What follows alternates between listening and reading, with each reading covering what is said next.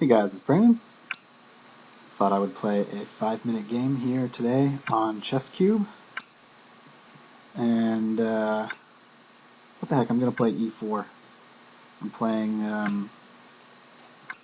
Larbach, 2175 rated from Brazil. And looks like we've got a standard Roy Lopez right now.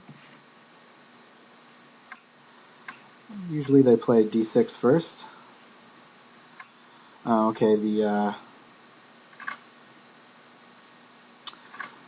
Marshall Gambit. The pawn on e5 is hanging if I take twice, but black gets a pretty fierce attack with when the rook. So takes, knight takes, rook takes, bishop d6, pointing at h7. The queen comes out, and there's a lot of stuff at my king, and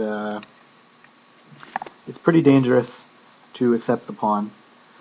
And what's more is I don't know the theory even remotely.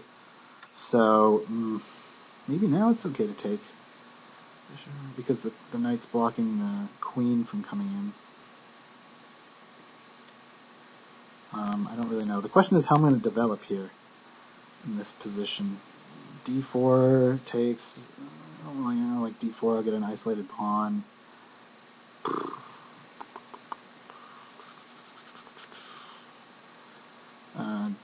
d3 doesn't really look good to me, but I mean, maybe it's okay to take the pawn now. Yeah, what the heck. Let's make it interesting. So he doesn't have the queen coming out here. h3 provides a little bit of defense for my king. This is an interesting looking move. If I just take it, queen h5, g6, bishop takes. So I don't know about that, but I don't have to take the pawn. I can play maybe queen f3 and just let the knight sit there for another move. Queen h4 is an idea here, at which point I will not be able to take the pawn. Or maybe I could take the pawn because the king can run away, or the knight, because the king can run away. But, alright, I'm a pawn up and a minute down on the clock. But if he just lets me have my way here, I will play d4. Actually, the rook is hanging, so there's that. So he has to do something about that rook. And yeah, I think I'm okay here. If he moves the rook, then I'll play pawn takes, and if queen h4, then queen to h3 is probably fine. Probably.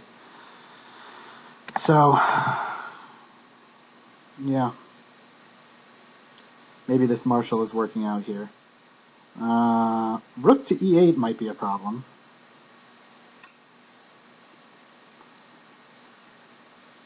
Yeah. If I take the rook,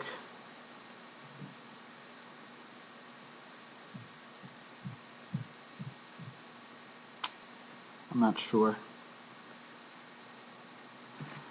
Takes the rook, then he takes on f2. Can't really do that, so I'm just going to try to get some development.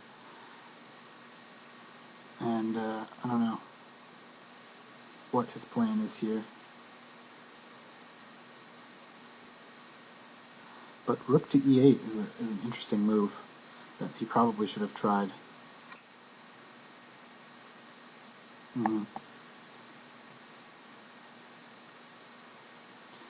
Not sure if I should go king f8 or king h8, or king f1 or king h1. So I'll just do this. Rook is still hanging. What? If I take it?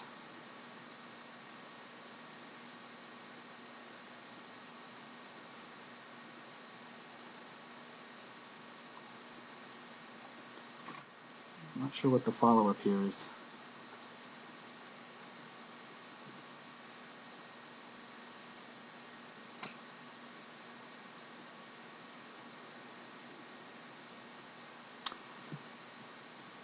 I mean,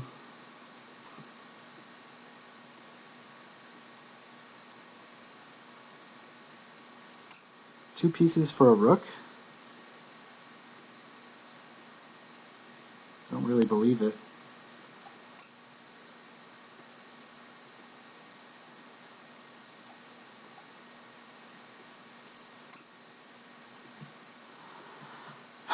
He's getting some play, but, you know, what can you do?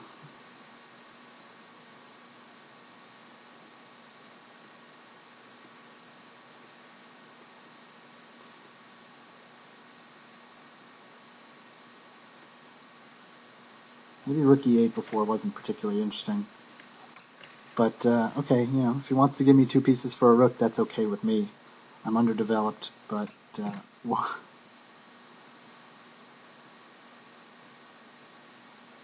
so now he's just sacking more and more pieces to try to checkmate me.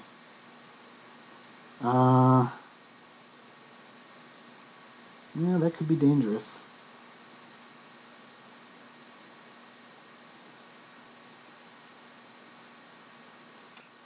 I don't know if this is going to work, but let's try it. Offering a queen trade. He may now take the rook, in which case I'll have to trade back. So, yeah, I guess this attack was more dangerous than I thought it would be.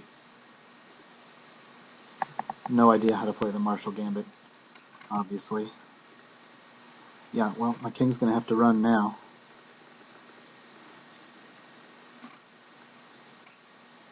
Right.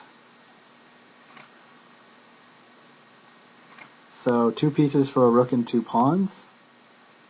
Yeah, could be dangerous for me. It probably is. But I'll just attack that pawn and try to get some quick development. Maybe knight to f3. I'm going to have to try to play for some time here because this is technically an edge for him.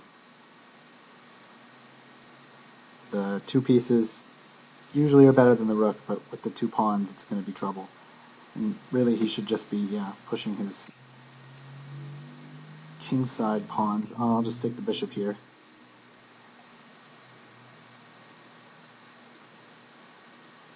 And I'll try knight f3, trapping the bishop.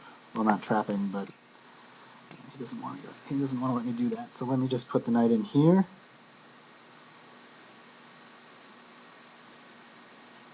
Maybe rook to f1 to try to pressure f7. Try quickly to get the rook to f1. He's threatening f6 now.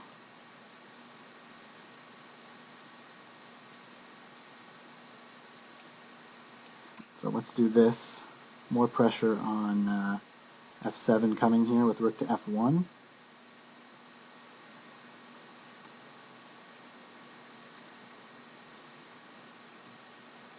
He should probably play, I don't know, rook e, yeah. So I'll just keep pressuring f7, which is pinned, thus can't move. Now I'll come in here and attack this pawn. How are you defending it? 21 seconds. And I think my position is fine now. Probably even better. But yeah, this I'm taking now, attacking the bishop and threatening checkmate. So he'll have to play bishop to f6. Only move.